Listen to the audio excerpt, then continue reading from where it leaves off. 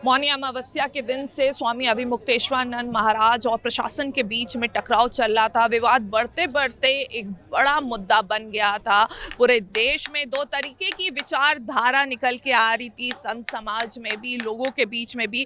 और देखिए इस वक्त हम उनके शिविर के बाहर मौजूद हैं और देखिए किस तरीके से अब जो शिविर है वो उजड़ने लगा है। किस तरीके से यहाँ पे काफ़ी सारे लोग भी दिखाई दे रहे हैं जो बहुत ज़्यादा भावुक लग रहे हैं। और अब हम देख सकते हैं कि किस तरीके से जो उनका शिविर बना हुआ था, जिसके बाहर वो बैठे हुए थे मौनी अमावस्या के स्नान वाले दिन से, वो शिविर जो है अब उजड़ने लगा है। क्योंकि स्वामी जी ने जो है यहाँ से माघ मेले की पावन धरती से जो है अब विदाई ले ली है। और मैं चाहूँगी आप तस्वीरों के ज़रिए देखिए, लोग अभी भी मौजूद हैं जो उनके चाहने वाले थे, जो उनके समर्थन करने वाले थे, वो लोग मौजूद हैं। और साथ ही साथ में एक तस्वीर हम आपको ये भी दिखाना चाहेंगे कि किस तरीके से इसी जो पालकी आप देख रहे हैं, जिस पालकी की बात थी, यही पालकी थी जो एक बड़ा मुद्दा बना हुआ था, यही एक मुद्दे का विषय बना हुआ था। यही पालकी थी जिसको लेके प्रशासन ने उनको रोका था, उनको कहा था कि घाट तक आप नहीं जा सकते।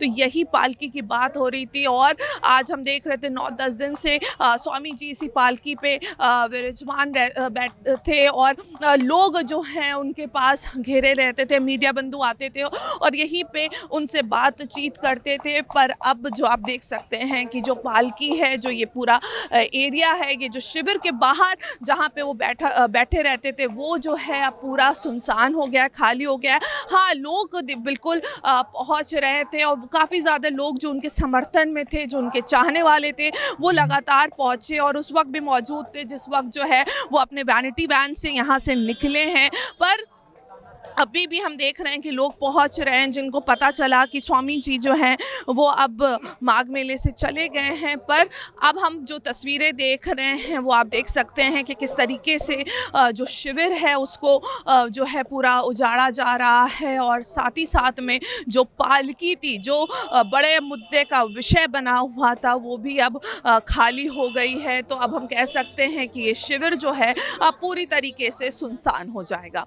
मौनी अमावस्या से स्वामी अभिमुक्तेश्वरानंद और प्रशासन के बीच में चल रहा था विवाद और आज स्वामी जी ने माघ मेले से रुखसती ले ली है। हमारे साथ मुकुंदन महाराज मौजूद हैं और उनसे हम समझेंगे, शिष्य हैं स्वामी जी के। महाराज जी, आज जो है स्वामी अभिमुक्तेश्वरानंद ने जो है रुखसती ले ली है, किस भाव से उन्होंने रुखसती ली है आज?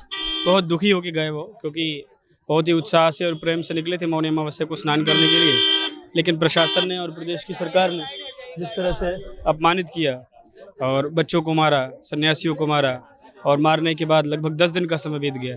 प्रशासन ने अपने तरफ से कोई भी क्षमा याचना करना उचित नहीं समझा। बड़े भारी मन से वो जाते समय वो बोल के गए कि हमारा मन नहीं है यहाँ से जाने का, बड़े भारी मन से, क्योंकि गंगा यमुना का त्याग नहीं किया जाता है, प्रयाग क्षेत्र का त्याग नहीं किया जाता। बड़े भारी मन से सम्मान के, स्वाभिमान की रक्षा के लिए हमको जाना पड़ेगा, तो स्वाभिमान और सम्मान की रक्षा के लिए यहाँ से महाराज ने प्रस्थान कर लिया है। लेकिन वो जो बात थी वो बात अभी भी वैसी ही है, बल्कि उसको और बड़े स्तर पर हम लोग पूरे देश में जनता के बीच जाकर के उनको बताएंगे कि किस तरह से प्रयागराज में, संगम की जो धरती है प्रयागराज में, जहाँ पर अपने आप को मुख्यमंत्री जी या प्रधानमंत्री जी, हिंदूवादियों की सरकार कहने वाले जिस उस देश में शंकराचार्य जी को स्नान करने से वंचित किया, वेद पढ़ने वाले बच्चों के चोटी खींची गई, एक वाक्य ऑफिशियली पेपर पर लिख करके नहीं दिया जा सका कि हमसे गलती हुई है। आपने गलती की और गलती करने के बाद उसको प्रायश्चित करने के लिए भी आप नहीं तैयार है। तो ठीक है, जनता जवाब देगी उसका।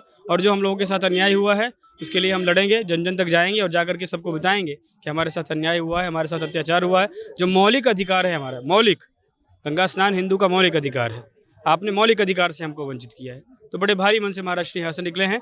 अब सबके साथ परामर्श करके आगे क्या योजना बनानी है, कैसे अपने काम को आगे बढ़ाना है, उस पर वो जल्दी ही 2-3 दिन के अंदर ही अपनी नई बात बताएंगे। तो अभी निकले, अब वो किस तरफ गए हुए हैं? अभी यहाँ से काशी की ओर प्रस्थान किया, क्योंकि महाराष्ट्र का क्षेत्र काशी है, तो महाराष्ट्र यहाँ से काशी की तरफ प्रस्थान किए हैं। बीच में संभवतः भदोही में शायद कुछ देर के लिए रुकेंगे वो, और फिर आज ही रात या तो कल सुबह काशी की तरफ जाएंगे। आज भी उनको इंतजार था कि शायद प्रशासन के लोग पहुंचे, क्योंकि कहीं ना कहीं ये खबरें रही होंगी कि आज वो प्रस्थान कर जाएंगे। ऐसा है ना कि धैर्य की भी एक सीमा होती है।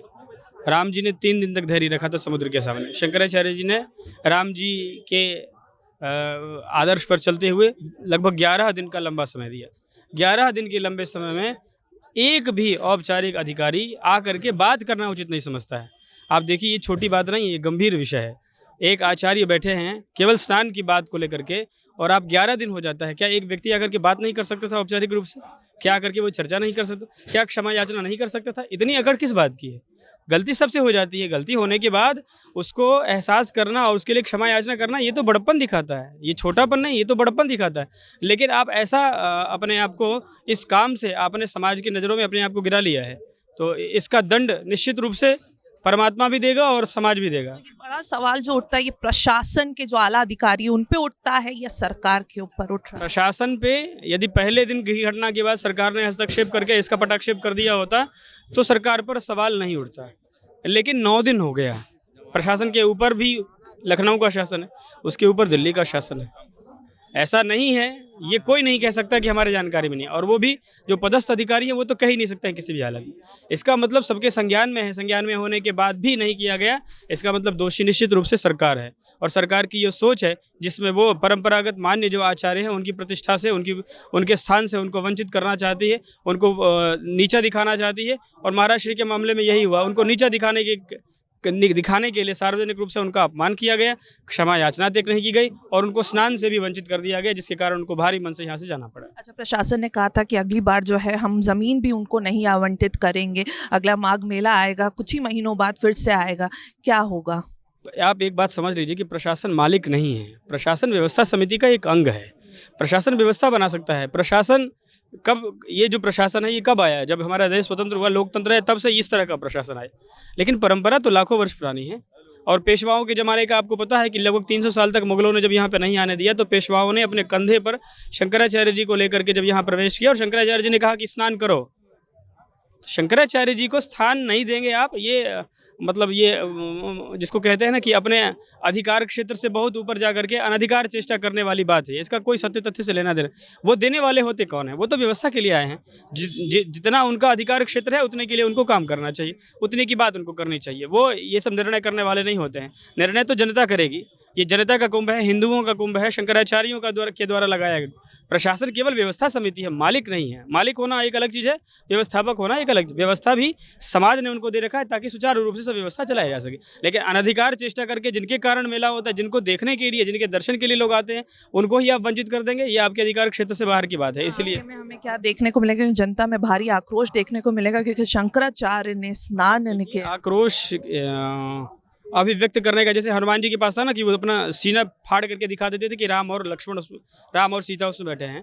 हम लोगों के मन में बहुत दुख है, हम बहुत अधिक बोलेंगे तो दूसरी तरह की भावनाएं हो जाएगी। बहुत दुख है कि शंकराचार्य जी को स्नान नहीं करने दिया गया, बच्चों को मारा गया, और एक शब्द भी प्रशासन के मुख से नहीं निकला उनकी गलती के लिए। तो ये जो उनके द्वारा किया गया कुकृत्य है, उसका दंड निश्चित रूप से उनको मिलेगा और समाज उनको देगा।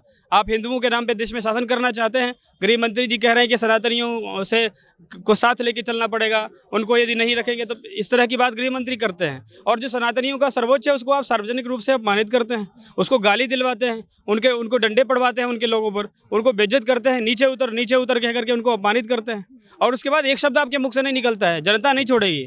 हमारे जैसे शिष्य किसी भी हालत में हम इसको जिंदगी में कभी नहीं भूलेंगे कि इससे बड़ा अपमान कुछ नहीं हो सकता जितना बड़ा अपमान प्रशासन ने यहाँ पे किया है। शंकराचार्य जी महाराज तो शालीनता की प्रतिमूर्ति हैं। वो तो शालीनता से अपना दुख व्यक्त करते हुए वो चले गए। वो उनके आंख से आंसू नहीं निकला क्योंकि आचार्य हैं, वो प्रतिष्ठा भी उनको बचा के रखनी है। लेकिन वो बहुत दुखी थे, तो उनके दुख को हम लोगों से बर्दाश्त नहीं हो रहा है। ये हमारे बर्दाश्त की बाहर की चीज़ है। और ये केवल हमारी स्थिति नहीं है, देश के करोड़ों लोगों की ये स्थिति है कि उनके आचार्य का अपमान किया गया है सार्वजनिक रूप से। इस प्रयाग की धरती पर, जो उन्हीं की धरती है, उस धरती पर उनको अपमान किया गया है। इसका बदला निश्चित रूप से लिया जाएगा, समाज इसका बदला लेगा। एक आखिरी सवाल बताए, 10-11 दिन महाराज जी यहाँ पे बाहर बैठे रहे, कितनी तकलीफों का उनको सामना करना पड़ा? कितनी, दिन भर धूप, दिन भर धूल, दिन भर शोर। स्वास्थ्य के दृष्टिकोण से लोग अपने भी चिंता करते हैं। महाराज जी ने अपनी एक रत्ती भी चिंता की हो तो कोई बता दे। ये तो शारीरिक चीज़ें हैं, इस पर हम लोग बहुत ध्यान नहीं देते हैं। मूल विषय अभी भी वहीं पर है कि सम्मान। देखिए, हमारे यहाँ गीता में ये कहा गया कि जो सम्मानित व्यक्ति है ना, उसका अपमान ही उसकी मृत्यु है। आपने तो अपमानित करके तो मृत्यु कर ही दिया हमारा। आपने अपमान करने में कोई, एक तो वहाँ अपमान किया, 10 दिन तक यहाँ बैठाने के बाद यहाँ भी तो अपमान किया। आप आकर के उस बात को पूरा कर सकते थे। शंकराचार्य जी ने मान अपमान सबसे ऊपर उठ करके पर्याप्त समय दिया। ये दोष समाज शंकराचार्य जी को कदापि नहीं देने वाला, दोष समाज प्रशासन को और सरकार को देगा कि आपके पास पर्याप्त समय था, क्यों नहीं उठे आप, क्यों नहीं जा करके आपने प्रायश्चित किया। तो ये समाज उनसे पूछेगा। शंकराचार्य जी तो अपने कष्ट को एक तरफ करके दृढ़ता से, शांति से, सौमनस्य के साथ, बिना किसी आक्रामक बयानबाजी के साथ, बिना किसी को किसी गलत काम के लिए प्रेरित किए, वो सच्चे और धर्म की बात समय समय पर जो भी आता रहा, पिछले 10 दिन का ट्रैक रिकॉर्ड आप चेक कर सकते हैं कि जो भी आया, जिसने बात की सबसे बात किया उन्होंने। प्रशासन आता उनसे भी बात करते, लेकिन प्रशासन ने ऐसा नहीं किया। शुक्रिया।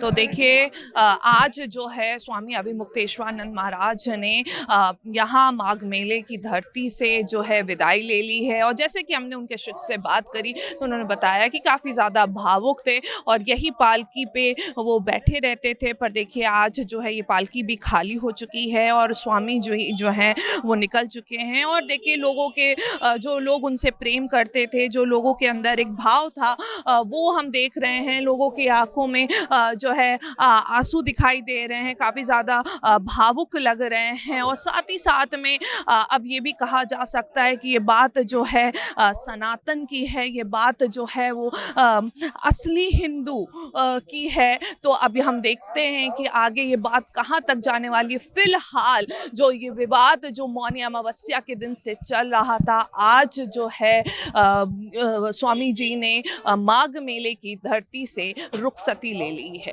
वीडियो जर्नलिस्ट संजीव मिश्रा के साथ अनु फातिमा, भारत एक्सप्रेस, प्रयागराज।